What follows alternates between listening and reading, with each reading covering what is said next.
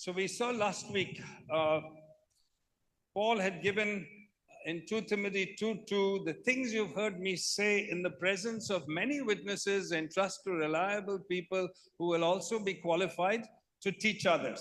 और पिछले हफ्ते जैसे हमने देखा था कि पौलुस हमें कहते हैं 2 तिमुथियुस 2:2 में कि मैंने जो बातें तुम्हें बताई हैं उन्हें ऐसे लोगों तक पहुंचाओ जिन पर निर्भर कर सको और जो विश्वासु हों. And we saw Paul, while he's caught the heart of what Jesus wants us to do, is to go out, plant churches, make disciples in the nations. और पौलुस जो हमें बता रहा है वो यीशु मसीह का दिल है जो हमें बोलता है कि हमारा असल में काम क्या है. हमें बाहर जाना है, हमें लोगों को सुसमाचार देना है, कलीसियाएं बोनी है और परमेश्वर के राज्य को आगे बढ़ाना है. But how does he do it? We see it in this verse. और वो कैसे करते हैं हम यहाँ पर इस वचन में देखते हैं. He's given this template.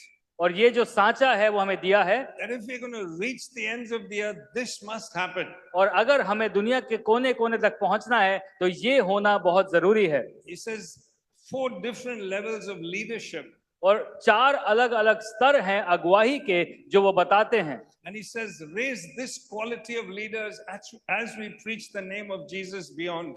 और वो कहते हैं कि ऐसे हुनर के अगुवाहों को खड़ा करो जैसे कि हम आगे बढ़ते हैं परमेश्वर के वचन को बांटने के लिए. Last week we saw the first thing. He says, and the things you've heard me say. और पिछले हफ्ते जैसे हमने सुना कि जो चीजें तुम्हें करनी है जो मैंने तुम्हें बताई हैं. And we saw the importance there of the gospel that Paul preached.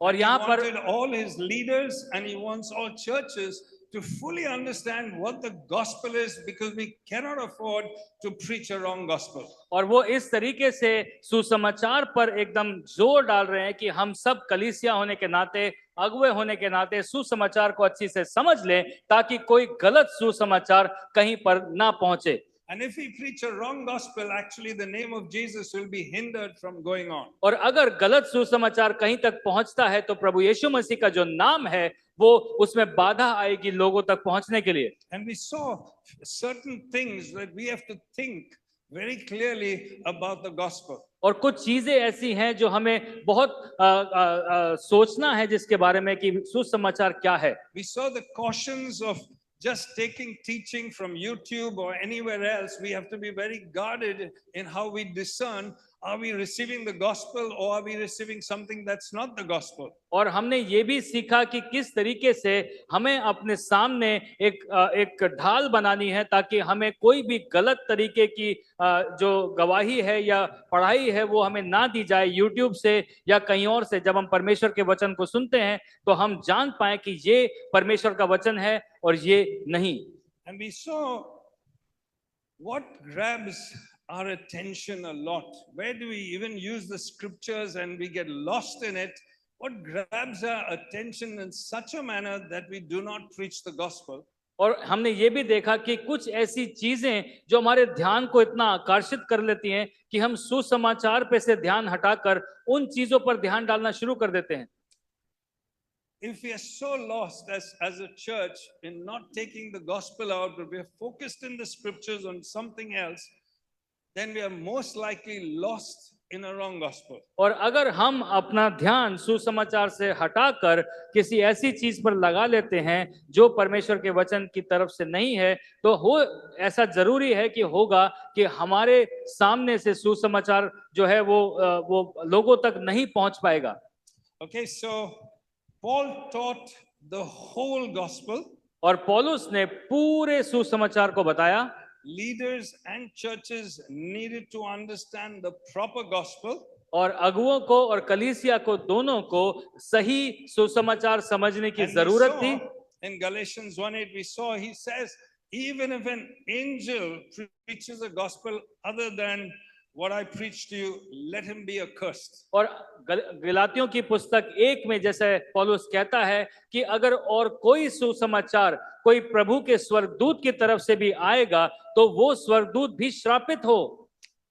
So the things and the things you've heard me say. और यहाँ पर जो लिखा है कि जो अनेक शिक्षाएं मैंने तुम्हें सिखाई हैं. Now we move to the next thing. It says entrust to reliable people. अब हम दूसरी भाग के ऊपर बढ़ेंगे जहां पर लिखा है कि ऐसे लोगों पर निर्भरता करो जो निर्भर होने के लायक हैं। All right, so let's pray and ask God that आइए He will प्रार्थना करेंगे। give us understanding, because I trust all of us, not just leaders, I trust all of us want to be reliable people, is it not? और आइए प्रार्थना करेंगे कि हम सब परमेश्वर के लिए कामगर हो सके, सिर्फ अगुए नहीं पर हम सब लोगों पर परमेश्वर भरोसा कर सके अपने सुसमाचार का। Yes or no? Or you don't want to be reliable people? How many want to be reliable people? आप में से कितने लोग निर्भर लोग बनना चाहते हैं? Okay, so let's look at what Paul was doing, but let's pray. Father, आइए we just want to pray and ask you for your understanding and revelation as we look at this scripture and open it up.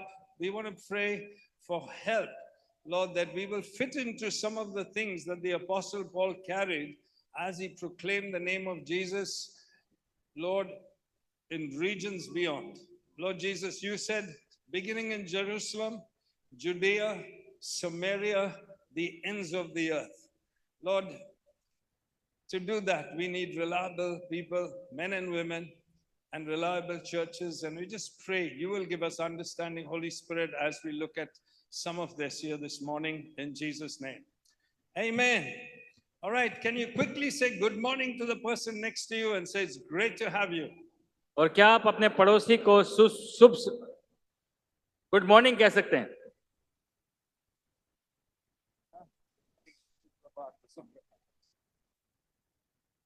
All right, so let's look at the next things that Paul focuses on in this template to advance, to take the church into new regions. It is raising leaders or reliable people. और अगले भाग पे बढ़ते हैं जहां पे पौलुस किस बात पे अपने ध्यान को लेके आता है, जहां पर सुसमाचार और सही शिक्षा के द्वारा निर्भर लोगों को बढ़ोतरी करा सके और वहां पर या तो अगुए या ऐसी कलीसिया बन सके। So Paul is when he says entrust to reliable people, he's not saying anyone who's done a degree, just give it to him because he is now graduated from some degree. He's saying no, entrust to reliable people. और पौलुस ऐसा कह रहा है कि अपने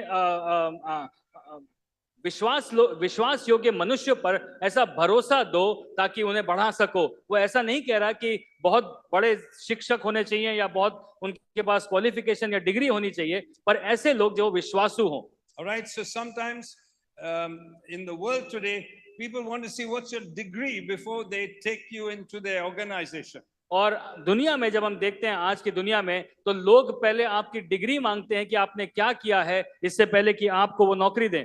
Sometimes in churches across the world, they say, have you got a degree in theology? Then we can put you as a pastor. और कई बार कलीसियाओं में भी ऐसा वो पूछते हैं कि क्या तुम्हारे पास ज्ञान की और परमेश्वर के वचन की जो थियोलॉजी है उसकी डिग्री है, तब मैं तुम्हें कलीसिया में पासवान लग सकता हूँ। But they didn't even have theology colleges in those days. And Paul said this, entrust to reliable people. और उस समय पर ऐसा कोई भी स्कूल कॉलेज नहीं था जो प्रभु के वचन की थियोलॉजी जो उसका मूल सिद्धांत है उसे पढ़ाता था, लेकिन वहां पर ऐसे लोग थे जो विश्वासु थे, जो परमेश्वर के वचन में डटे और बने हुए थे। So he's telling Timothy, you've got to be precise on certain things that leaders must have so they can pass things on. और यहाँ पर बहुत सटीक तरीके से पौलुस बता रहा है कि अगुओं के पास ये चीजें होनी चाहिए ताकि वो उन चीजों को आगे बता सके, पढ़ा सके। So he's given a template of intentional discipleship. और यहाँ पर हमें पौलुस एक ऐसा सांचा देता है जहां पर हम जानबूझकर लोगों की अगुवाई कर सकते हैं, उनको शिष्य बनाने में and shaping of men and women. और आकार देने में लोगों को। Amen. Amen. All right. So I remember in the late or early 1990s, I met a man from South Africa, not from our family of churches. और 1990 के दशक में नाइजल जो है एक इंसान से मिले थे साउथ अफ्रीका में जो हमारे कलीसिया के परिवारों से नहीं था। And he talked about there were two of them. They were talking about what they were doing in their midst in their churches. और वो नाइजल से बांट रहे थे कि वो अपनी कलीसियाओं में उस समय पर क्या कर रहे थे।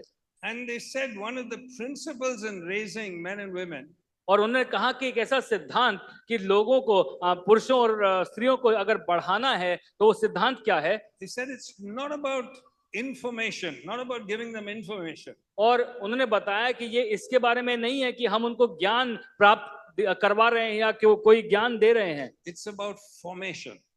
वो इसके बारे में है कि हम उनको आकार दे रहे हैं। And so you can see the same thing Paul's writing, entrust to reliable men. It means there's got to be a formation in them. तो यहाँ पर जिस तरीके से पौलुस कह रहा है कि हमें जो सुसमाचार है भरोसेमंद लोगों के देना है ताकि वो बढ़ा सके लोगों को, इसका यहाँ पर सिर्फ ज्ञान नहीं दे रहे हैं पर लोगों को आकार दे रहे हैं। So he's talking to Timothy and saying, watch out for this, watch out. As if we want Jesus' name to go on, watch out for these kind of men and women. और तिमुथियुस को इसलिए वो बता रहा है कि जब तुम बाहर निकलो तो इस तरह के लोगों से बचना, इनसे ध्यान रहना। Okay, two things I want to bring out from different teachings of Paul in this regard for reliable people. और दो चीजें मैं निकाल के लेके आना चाहता हूं पौलुस की इस पढ़ाई से कि हम किस तरीके से विश्वास योग्य लोगों को खड़ा कर सकते हैं। Okay, it's what Paul watches for. What Paul watches for. और यही चीज जो है वो पौलुस देख रहा है हम लोगों में। And it's right there actually in our vision statement. और यहाँ पर जो हमारा दृश्य है, दृष्टांत है, उसमें लिखा हुआ है Okay, obedience, justice and mercy. और आज्ञाकारिता और न्याय और दया के साथ चलना। In 1 Timothy chapter 6 verse 11, I'm hoping the scripture is there. और 1 तिमुथियुस 6:11 में जो लिखा है, Okay, he says, but you, man of God, flee these things, pursue righteousness, godliness, faith, and then love, patience and gentleness. तो वचन कहता है कि परमेश्वर का सेवक होने के नाते तुम इन सब बातों से अलग रहकर धार्मिकता, भक्ति, विश्वास, प्रेम, धैर्य तथा विनम्रता की साधना करो। So he is giving two sets of things to Timothy here. और यहाँ पर वो तिमुथियुस को दो चीजें दे रहा है। He's leaving final instructions for Timothy to lead the church in Ephesus. और इफिसुस की कलीसिया को चलाने के लिए और आगे बढ़ाने के लिए पौलुस तिमुथियुस को ये दो बातें दे के जा रहा है आखिरी बार। Number one, पहली चीज, he's saying, pursue righteousness and godliness. और कहता है कि धार्मिकता के पीछे चलो, उसे पकड़ लो। All right, and that's in our vision statement, right? Obedience, justice. और यहाँ पर भी ऐसा लिखा है हमारे दृष्टांत में कि परमेश्वर के पीछे हमें चलना है और उसमें हमें दया और न्याय के साथ चलना है।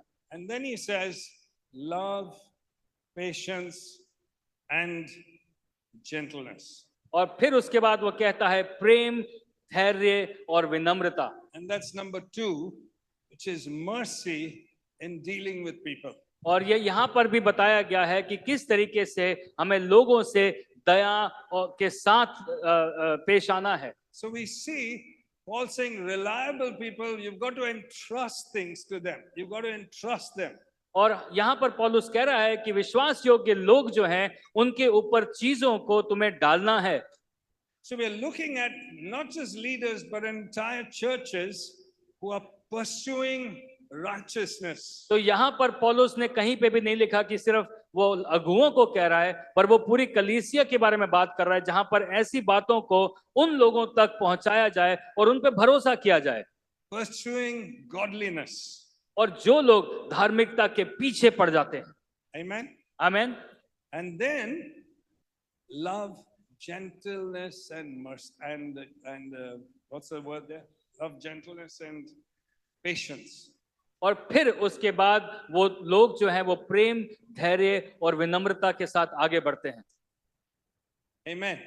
Amen. So I want to look at these two things. और हम जो है इन दो बातों को देखेंगे। If we want to be reliable people or reliable leaders, we've got to look at these two things. तो हमें इन दो बातों को देखना जरूरी है कि अगर हमें विश्वास योग्य अगुए बनना है या विश्वास योग्य लोग बनना है कलीसिया में, तो ये दो बातें हमें जाननी होंगी। The first one is the pursuit of righteousness and godliness. और पहली चीज ये है कि हमें धार्मिकता के पीछे और परमेश्वर के पीछे जाने की जो चाहत है उसे पकड़ लेना होगा।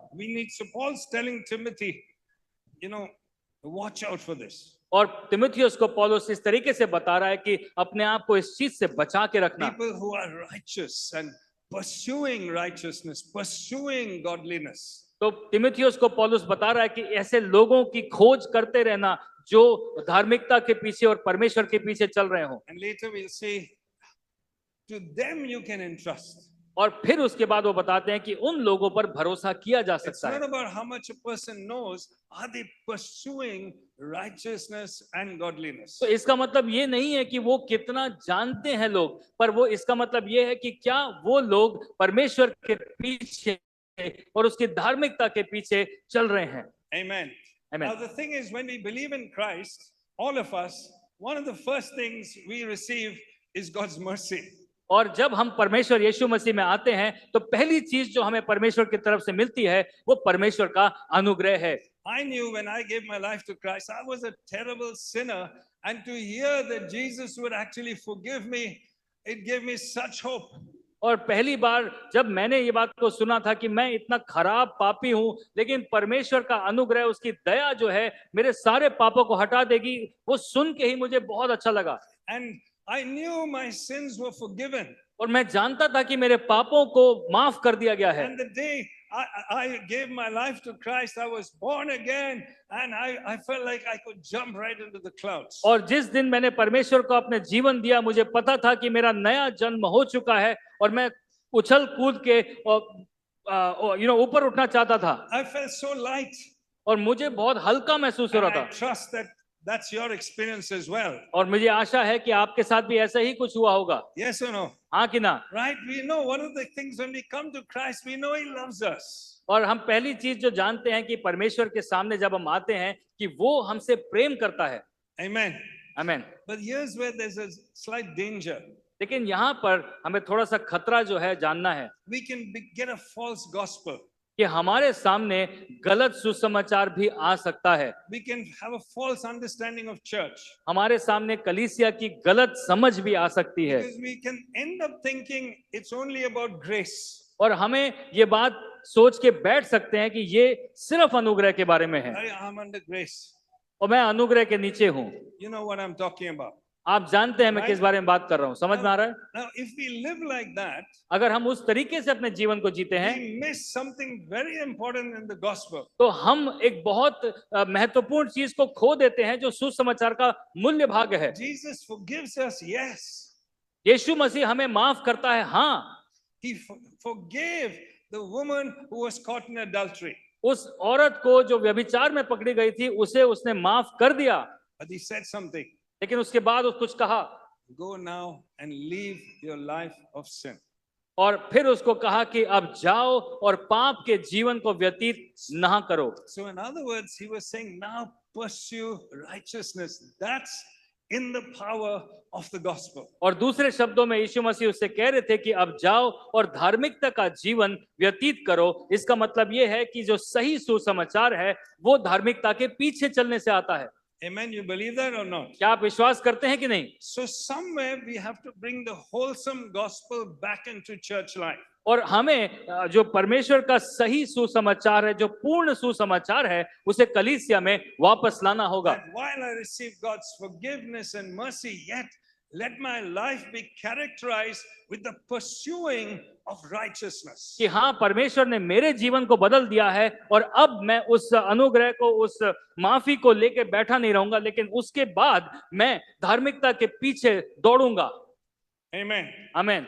Now, when we talk of righteousness and holiness, for us it's like a bad word sometimes, isn't it? और कई बार जब हम धार्मिकता के बारे में और परमेश्वर के पीछे चलने के बारे में बात करते हैं तो बड़ा खराब सा महसूस होता है कई बार। Because many of us have grown up in our backgrounds where we were given commands, you have to do this. और क्योंकि हम में से बहुत से लोग ऐसे परिवारों में पैदा हुए हैं, बड़े हुए हैं, जहां पर हमें हमेशा एक चीज बोली जाती कि ऐसे करो, ऐसे करो।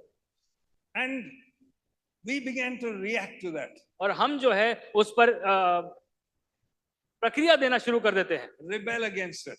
और लोगों के से चिढ़ जाते हैं और All right? विरोध करते हैं। You know, imagine if you go to a place where it says there's a beautiful lawn and a beautiful lawn, green grass. और सोचिए जरा कि हम एक लॉन में जाते हैं, एक ऐसे बाग में जाते हैं जहां पर हरी घास है Beautiful. Lawn means really well done. और बहुत ही सुंदर तरीके का बाग है, बहुत अच्छी तरीके से करा हुआ है And उसे। you're walking past it and it looks so nice. और जब आप पास आते हैं, उसके आसपास जाते हैं तो वो कितना सुंदर दिखता है, But suddenly you see a sign, लेकिन एकदम से आपको एक चिन्ह दिखता है do not tread on this grass. कि इस घास पर चलना मना है। Don't put your legs on the grass. उस अपने पैरों को उस घास पे मत डालो। What do we want to do? हम लोग क्या करना चाहते हैं? At least let me put my leg and go. और हमारा मन क्या करता है कि एक बार पैर निकाल के भाग जाओ वहां से। You see, when we come out with a background where we're giving law, we are given law in different settings. We are forced to do or we are commanded to do, we rebel. और जब हम ऐसे background से, ऐसे परिवारों से आते हैं जहां पर हमेशा हमें एक न्याय तरीके से बताया गया कि ऐसे करो, ऐसे करो, ऐसे करो, तो हमारे दिल में विरोध पैदा हो जाता है और उस विरोध की वजह से हम वो काम करना चाहते हैं जिसके लिए हमें मना किया जाता है। So to pursue righteousness, we need a right motivation. तो इसलिए धार्मिकता के पीछे जाने के लिए हमारे दिलों में एक सही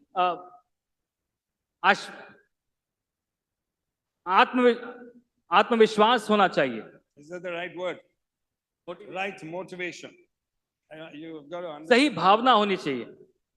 Not bhavna. Bhavna is feeling. It's something that will stir you to do good. एक ऐसी चीज जो आपके दिल में उमड़ाएगी कि आपको अच्छा करना है, All right? सही सोच देगी। It's not a command. It's not force. और वो इस तरीके से एक न्याय की तरह नहीं आ रहा है, एक धमकी की तरह नहीं आ रहा है आपके दिल में। It's something inside that says, I want to do this. और आपके दिल में, आपके हृदय में कुछ ऐसी चीज वो पैदा करता है, वो कहता है नहीं, मुझे करना है ये। Amen. आमीन। That's what Jesus wants. यही यीशु मांगते हैं। And here's the motivation. और ये हमारे दिल की प्रेरणा होनी चाहिए। It is to become like Jesus. कि हम यीशु जैसे बनते जाएं। Right? In Romans 8:29, Paul says this. Romeo 8:29 में पौलुस कहता है That God predestined us to be conformed to the image of His Son. और पौलुस ऐसा कहता है कि परमेश्वर ने पहले से हमें ऐसा बनाया था कि हम उसकी छवि जैसे, उसके छवि रूप में आ जाएं। Amen. Is that a good enough motivation? क्या ये सही प्रेरणा है? Every motivation of us must stem from the fact we love the Lord Jesus. और हमारे दिल में जो भी प्रेरणा उत्पन्न होती है, जो भी पैदा होती है, वो इस चीज से पैदा होनी चाहिए कि हाँ, मुझे प्रभु यीशु मसीह से प्रेम है। Our one aim is to please Him. He's forgiven me. हमारा एक मकसद है कि हम उसके पीछे चलें, उसे खुश करें।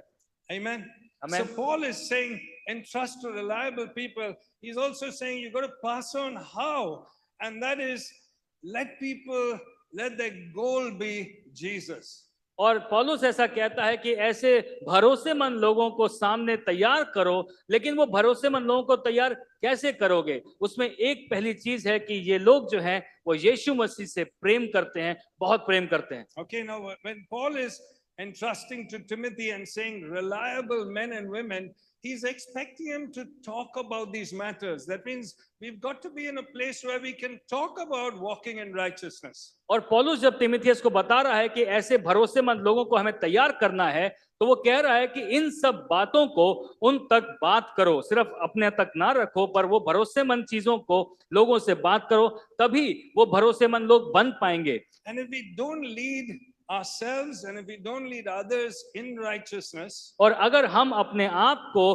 और अपने आसपास के लोगों को धार्मिकता में नहीं चलने को बोलते हैं, then the church can become a breeding place for false grace and a false gospel. तो कलीसिया एक ऐसी जगह बन सकती है जहां पर गलत सुसमाचार और गलत अनुग्रह की सोच पैदा हो सकती है। Where it can become a place where we breed this thing that we don't have to walk in righteousness. और वो एक ऐसी जगह बन सकती है जहां पर एक ऐसी सोच पैदा हो चुकी है और ऐसी सोच फैल रही है कि हमें धार्मिकता के पीछे चलने की जरूरत नहीं है। Amen.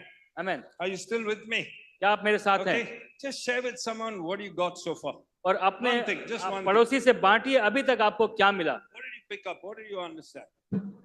Say with someone next to you. Come on.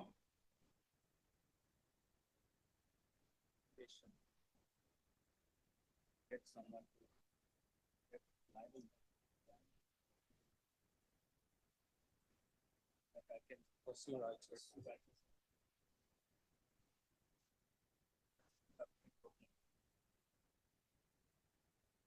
Okay. All right.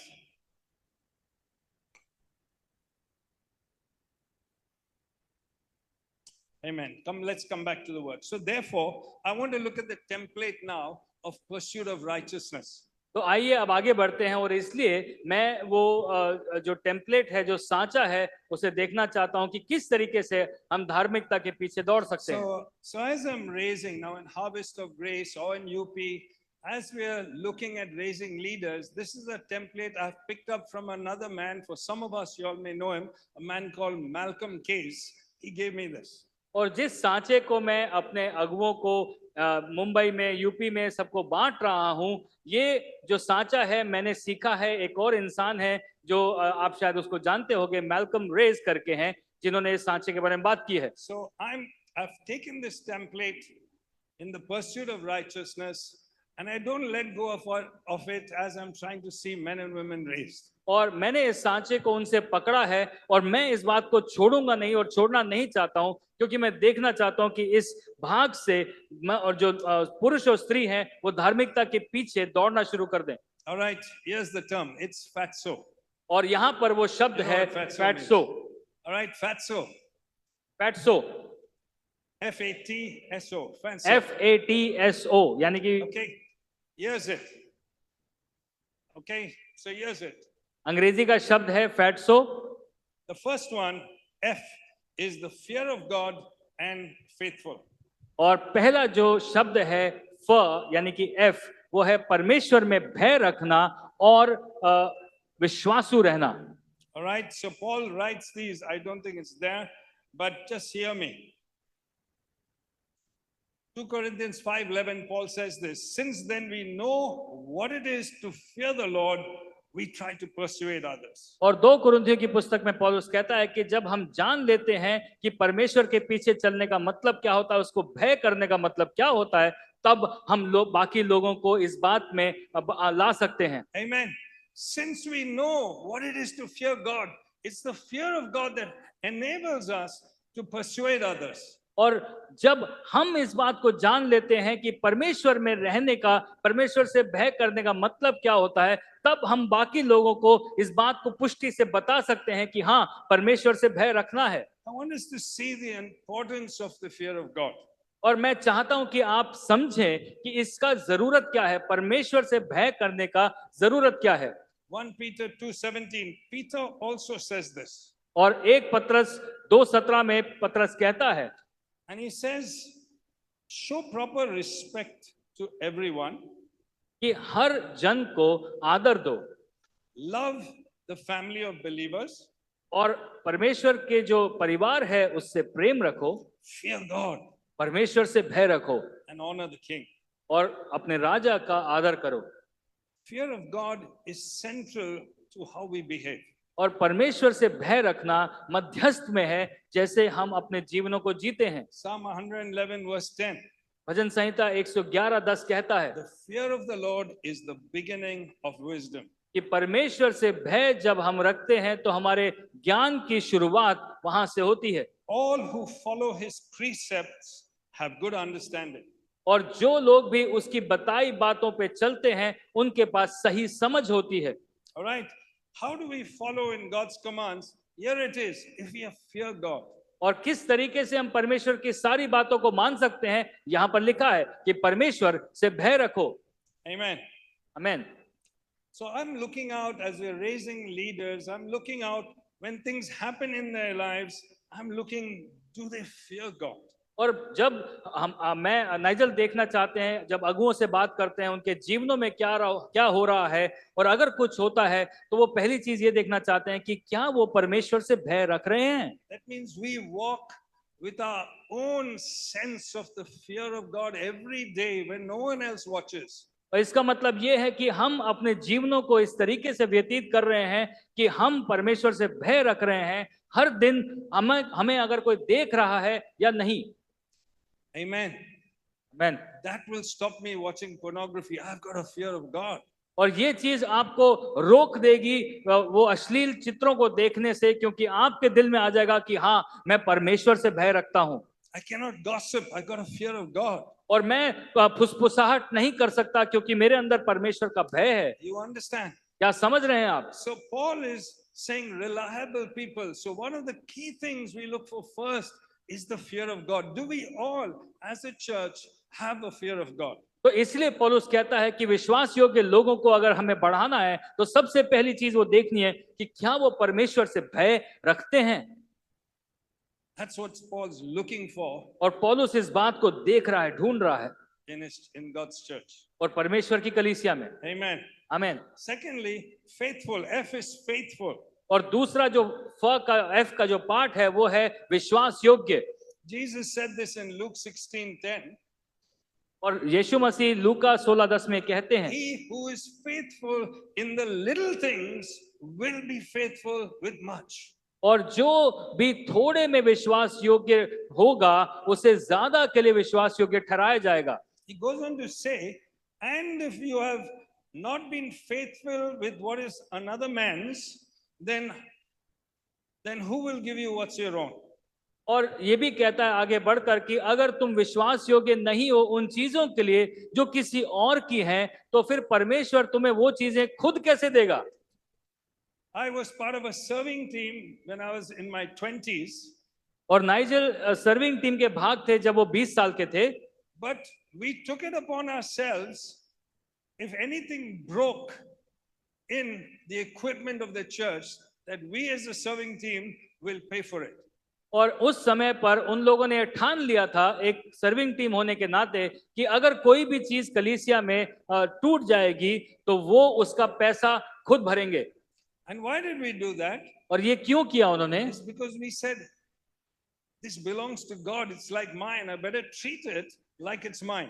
और उन्होंने ऐसा इसलिए किया क्योंकि उन्होंने इस बात को समझा कि ये सारी चीजें मेरी नहीं है, परमेश्वर की ओर से दी गई हैं, मैं इसका ख्याल रखूं। Amen. आमीन। You're with me still? अभी तक हैं आप सब? And it's lovely to see some of the different teams here, they have the same spirit. और यहाँ पर देख के अच्छा लगता है, कुछ ऐसी टीमें हैं आज भी जो ये ऐसा ही सोचती हैं। All right? So when we're looking at people, the little things are very important to God. और जब हम लोगों को देख रहे हैं तो ये छोटी छोटी बातें परमेश्वर में वो किस तरीके से भय रख के आगे चलते हैं, ये परमेश्वर के लिए बहुत महत्वपूर्ण है। Because when you can be trusted with that little, there is next thing, God can trust you much more. क्योंकि परमेश्वर के वचन में भी लिखा है और सही बात यह है कि अगर हम छोटी चीजों में विश्वास योग्य रहेंगे तो परमेश्वर बड़ी चीजों में हमें विश्वास योग्य ठहराएगा। And we're beginning to understand the true gospel. और अब हम सही गॉस्पल, सही सुसमाचार को समझना शुरू कर रहे हैं। Okay, A is available and accountable. और ए का मतलब है हम hमेशा उपलब्ध हैं और जवाबदारी हैं। When Jesus called the 12 disciples, जब यीशु ने 12 चेलों को बुलाया था, it says he called them to be with him. और यीशु ने उनको बुलाया था कि वो 12 चेले उनके साथ साथ रहें, so that he could send them out. ताकि वो उनको आगे भेज सके। So he called them to first be with him. तो पहले यीशु ने उनको बुलाया कि वो यीशु के साथ समय बिताएं। That means they had to be available. इसका मतलब ये है कि उनको वहां पर उपलब्ध होना था। Amen. आमीन। How many of you want to be available for Jesus? और आप में से कितने लोग यीशु के लिए उपलब्ध होना चाहते हैं? Very good. Listen, when Jesus called Peter, he dropped his business and said, I'm following you. और जब पतरस को यीशु ने बुलाया तो पतरस ने कहा मैं अपने व्यवसाय को छोड़ता हूं और आगे बढ़ता हूं। Now, everyone doesn't drop their businesses. Please don't do that. और मैं ये नहीं कह रहा हूं कि आप अपने व्यवसायों को छोड़ के परमेश्वर के They पीछे were चलना शुरू called करें। to be leaders and apostles in the church, so those people need to drop their businesses. और अगर परमेश्वर ने आपकी बुलाहट ऐसी ठहराई है कि आपको अगुवे या प्रेरित बना रहा है परमेश्वर, तो But- आपको छोड़ना होगा। But what about the rest of us? लेकिन बाकियों का क्या? Church runs through various events, activities, but more importantly, what God's put inside of you. कलीसिया जो है कैसे आगे बढ़ती है, उन कुछ चीजों से, जो कुछ चीजें होती हैं कलीसिया में, कुछ कार्यक्रम होते हैं, लेकिन सबसे महत्वपूर्ण बात यह है कि परमेश्वर ने आपको किस चीज के लिए बुलाया है, वो बुलाहट आपके दिल में है। Your gift, आपका जो वरदान है, which can change other lives. जो बाकी जीवनों को बदल सकता है। Are you available? क्या आप उपलब्ध हैं? And Jesus gave an example. He says, go and call everyone. और यीशु ने एक उदाहरण दिया कि जाओ सबको लेके आओ। And one fellow said, I've just got married. और एक आदमी ने कहा कि मेरी तो अभी अभी शादी हुई है। Another fellow said, I just bought a cow. और दूसरा कहता है मैंने अभी अभी एक गाय खरीदी है। Another fellow said, I bought a field. और उस तीसरे ने कहा कि मैंने अभी अभी एक जमीन खरीदी है। Now I know you don't have cows and fields. और मैं जानता हूं कि आपके पास गाय भैंस But और खेत नहीं है। You've got things that represent cows and fields. When Jesus saying, come, I'm very busy, Pastor, I'm busy. I've got my work, I've got my family, I've got this, I've got that. Are you available? और आपके पास खेत खलिहान और गाय भैंस नहीं है, ठीक है, लेकिन आपके पास वो जो आपका काम है वो खेत खलिहान और गाय भैंस जैसा ही है। और जैसे कोई आपको बुलाहट देता है, अगर नाइजल आपको बुलाते हैं तो कहते हैं अरे मैं बहुत बिजी हूँ, मेरा काम है, मेरा ये है, मेरा वो है, बहुत बिजी हूँ मैं, ऐसा हम लोग बोलते हैं। Amen. And with the house group leaders, I was trying to lead Harvest of Grace with the house group leaders. Every Saturday morning we meet from 8 to about 10:30. और हार्वेस्ट ऑफ ग्रेस कलीसिया में जितने भी अगुए हैं वो शनिवार की सुबह को 8 से 10:30 तक हम लोग मिलते हैं। And I was leading with lots of grace. You can ask them.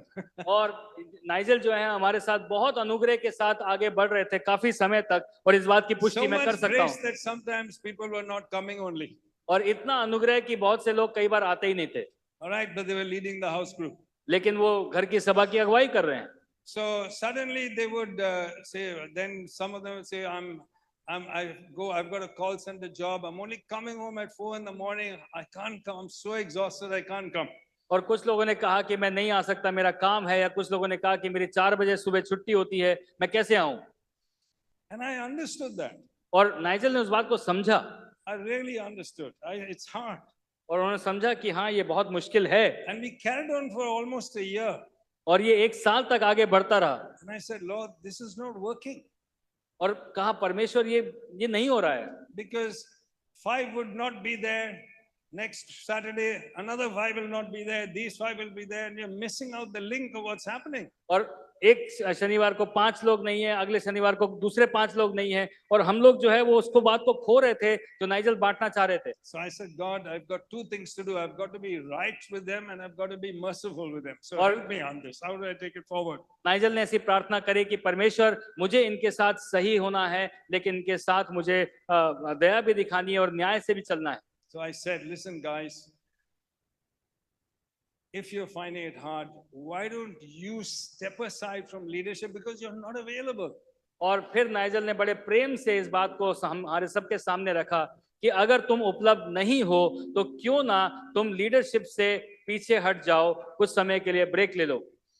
And maybe when you're available, tell me, I'll bring you back. और जब तुम उपलब्ध हो जाओ तब मुझे आके बताओ, मैं तुम्हें वापस ले लूंगा। I understand you need your sleep. और मुझे समझ में आता है कि तुम्हें नींद जरूरी है, I understand you've got late night work. और मुझे समझ में आता है कि तुम्हारा जो काम है वो रात को देर तक होता है। But I also know I cannot build the church if someone's not available. लेकिन मुझे ये भी पता है कि मैं कलीसिया का निर्माण नहीं कर सकता अगर वहां पर लोग उपलब्ध हैं ही नहीं तो। So I said to them, now you make the choice. और फिर नाइजल ने कहा कि तुम अब चुनाव करो इस बात का। I want you guys, but it has to be on the Bible terms, not any other way. और मैंने उनसे कहा कि मैं तुम्हें ये चॉइस या ये चुनाव जरूर दे रहा हूँ, लेकिन वो बाइबल से होना चाहिए क्योंकि हमारे पास और कोई प्रस्ताव नहीं है। And guess what happened? और फिर देखिए क्या हुआ। Do you know how many said, okay, I'm going away. I'm taking the break. और आप जानते हैं कि कितने लोगों ने ऐसे आगे बढ़ के कहा कि मैं ब्रेक लेना चाहता हूँ। Not even one.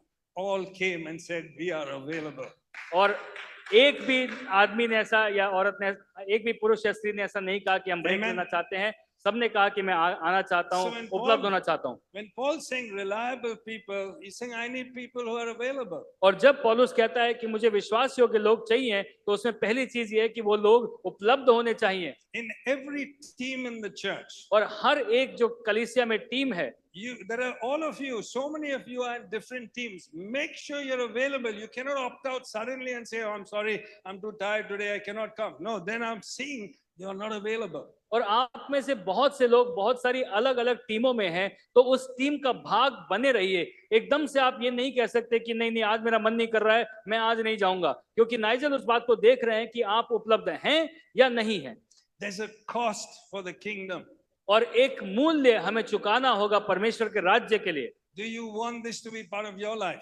और क्यों ना ये आपकी जिंदगी का भी भाग बन जाए। Amen. आमीन। Okay. Next, T is teachable. और जो टी है वो ये ऐसा है कि हम जो लोग सिखाए जा सके, शिष्यत्व में आ सके। Okay. Hebrews 13 verse 17 says this.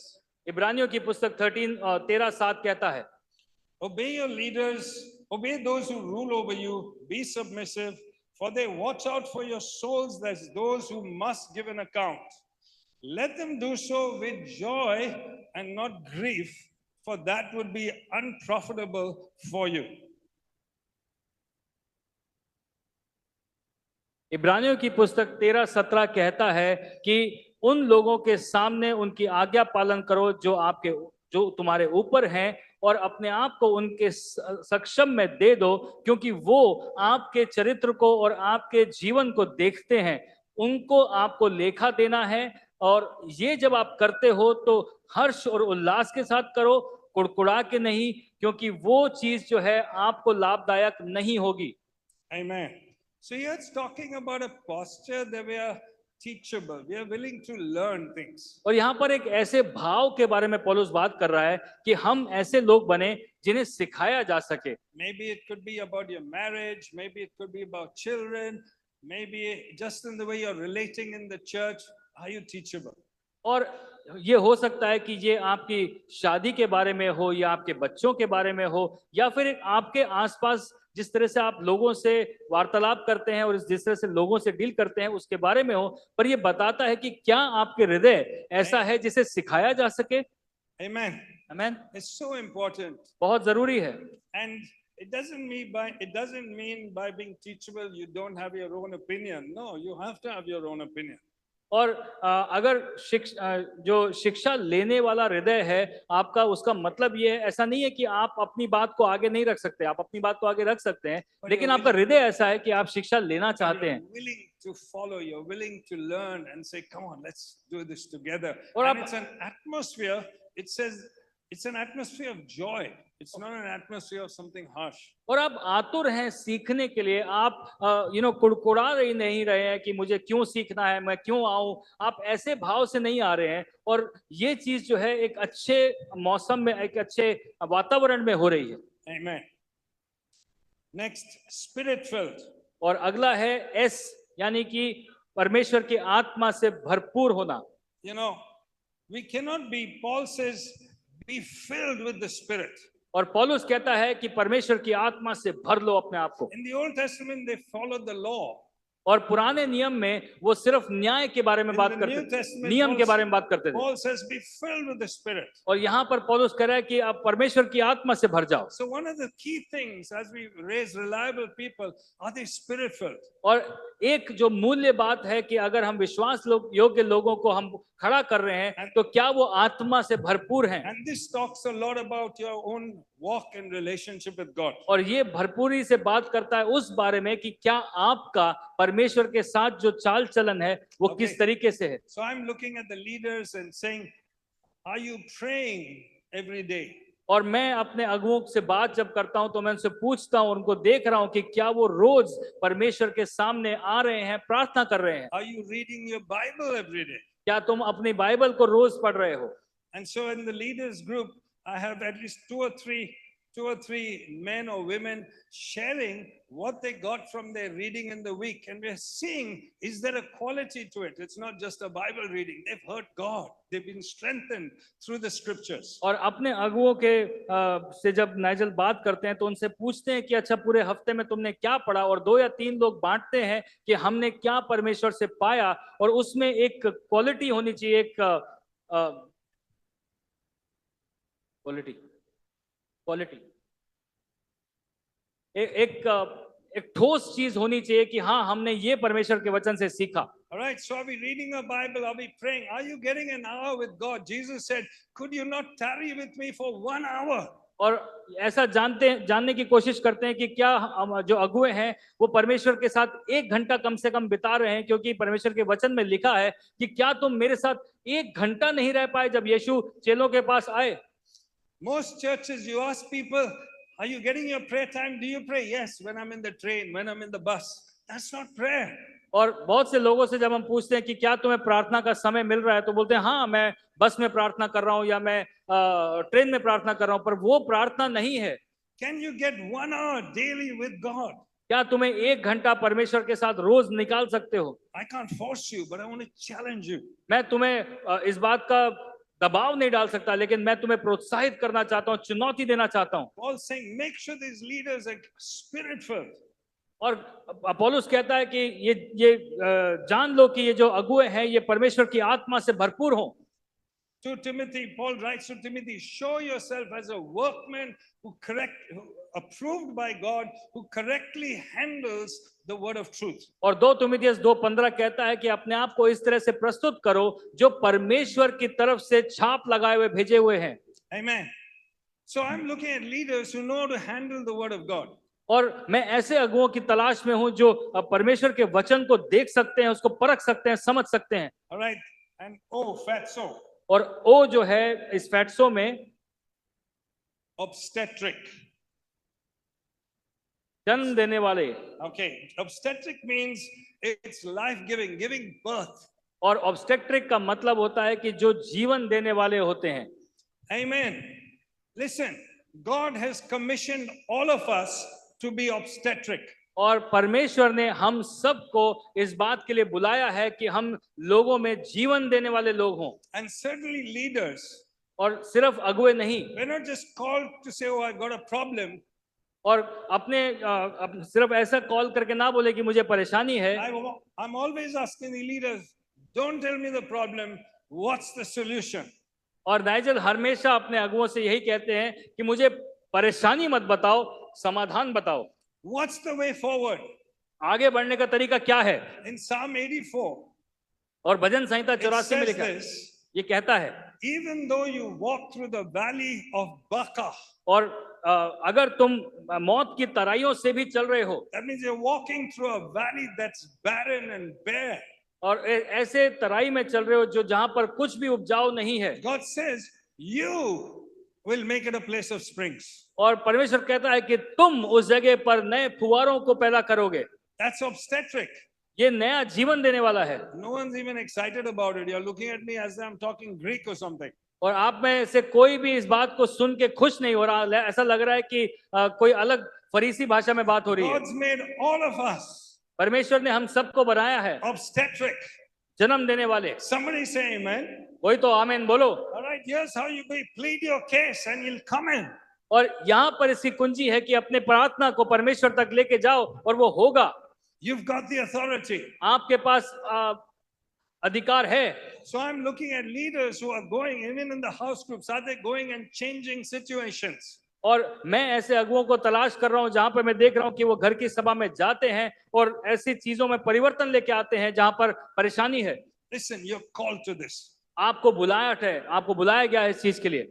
You're unique. Everyone in the church here, you are unique. God has called you. You can be obstetric with who you are. आप में से हर एक जन जो है वो यूनिक है, जो एकदम अलग है, अनोखा है. आपको बुलाया गया है.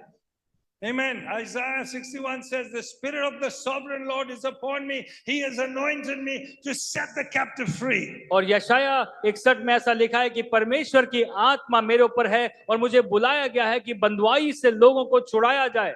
He's anointed me to proclaim the year of the Lord's favor. और मुझे बुलाया गया है कि मैं परमेश्वर के अनुग्रह का जो साल है वो लोगों तक बता दूं। Are you anointed or not? क्या आपके ऊपर परमेश्वर का वो अभिषेक है कि नहीं है? What? Yes or no? है कि नहीं? If you are born again, the Spirit of the Lord is upon you. और अगर आपका नया जन्म हुआ है तो परमेश्वर की आत्मा आपके ऊपर है। Amen. आमीन। So pursue righteousness. I want to encourage you, look at this word fatso and say, God help me. और धार्मिकता के पीछे चले और मैं आपको प्रोत्साहन करना चाहता हूं कि ये जो शब्द है फैट्सो, इसे देखें, पढ़ें, समझें और इसके पीछे चलने की कोशिश करें। And finally, I'm closing with this. It's not just pursuit of righteousness, it's being merciful. और आखिर में मैं बंद करने से पहले आपको बताना चाहता हूं कि सिर्फ धार्मिकता के पीछे चलना एक चीज है, हम सिर्फ उसके बारे में बात नहीं कर रहे, हमें दया से आगे बढ़ना है। That even though we want people to walk in righteousness, they will fail, we will fail. और अगर हम चाहते हैं लोगों को धार्मिकता में आगे बढ़ाना, तो हम इस बात को जान लें कि वो जो है वो इस बात से चूक जाएंगे, हम भी चूक जाएंगे। And they don't need to be smacked. और इसलिए उन पर इस तरह से जोर से ताड़ना लेके ना आए। Would the word dartna means better? Dartna? Yeah. They don't need to be smacked, you're terrible, you're bad. No. Merciful. Mercy will lift them up again. और इस तरीके से उनको डांटना नहीं है कि नहीं तुम बेकार हो, तुम्हारे बस की कुछ नहीं है, पर दया के साथ उनको कहना है कि चलो फिर से करते हैं। How many of us would have really backed the Apostle Peter after we knew he denied Jesus?